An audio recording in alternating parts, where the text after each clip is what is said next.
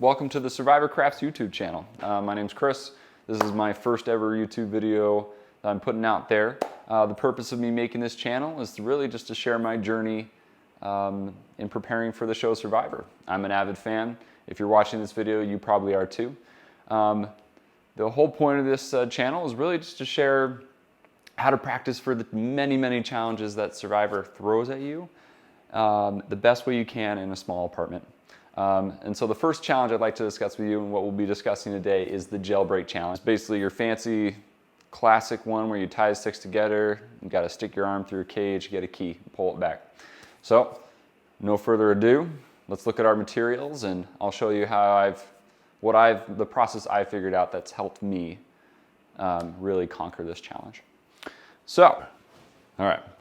So the materials I like to use for the Jailbreak challenge are your simple little dipsticks that you can find at Home Depot, Lowe's, Ace Hardware, you name it.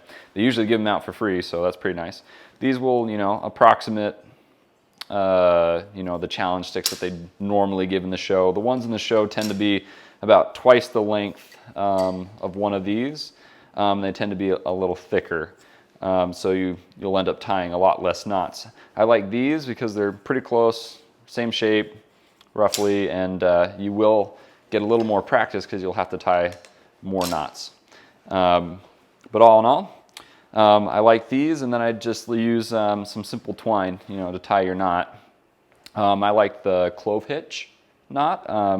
I find it's the perfect balance between speed and stability. But on the show, they'll give you much longer twine than this, and that allows you the freedom to really, tie the knot that you feel is best for you.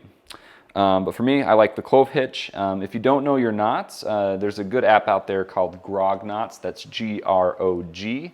And there's also another app called Animated Knots that allow you to really just learn any knot known to humankind. And you can practice, and maybe you'll find a better knot than me. And if you do, I hope you post it in the comments, because I'm always open to learn. So the strategy I like to use for this, I'll just show you how you do it, is like I take the first one and I always put it on top of the one that's coming next. And this allows you to have a lot of stability as it grows and gets bigger. And you'll see later on when I show you the finished product, the importance of putting the one that comes after, the second one, underneath the previous one. So I'm going to go ahead and quickly tie a clove hitch here.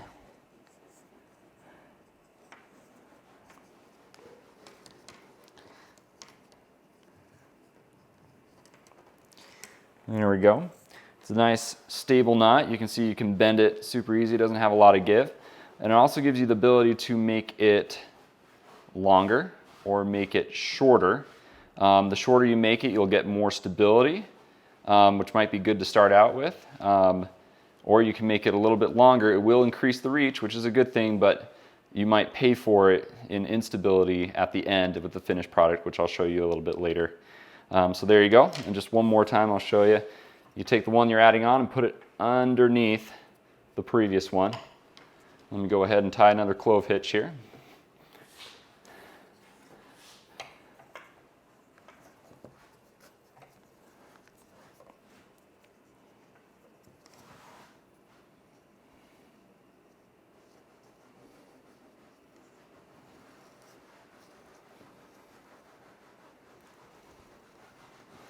And there you have it. Two sticks side by side, good length, good durability. And you'll see this durability a little farther with the finished product. But let me fast forward and show you the finished product. Yeah, you know what it is. Black and yellow, black and yellow, black and yellow, black and yellow. Yeah, you know what it is. Black and yellow, black and yellow, black and yellow, black and yellow. Yeah, you know what it is. Everything I do it big. Yeah, screaming last night when I pulled off the lot. That's done. Reppin' my town when you see me, you know everything. Black and yellow, black. So there's the finished product. You got a lot of stability there. If you measure it out, you get about 9 feet of reach. You add that to your arm span, you get about 12 feet, which should be plenty of reach to get the key at the end. And there you go. You can practice tying that, timing yourself, making it, and having a fun time practicing Survivor. Thank you for joining me on Survivor Craft's YouTube channel.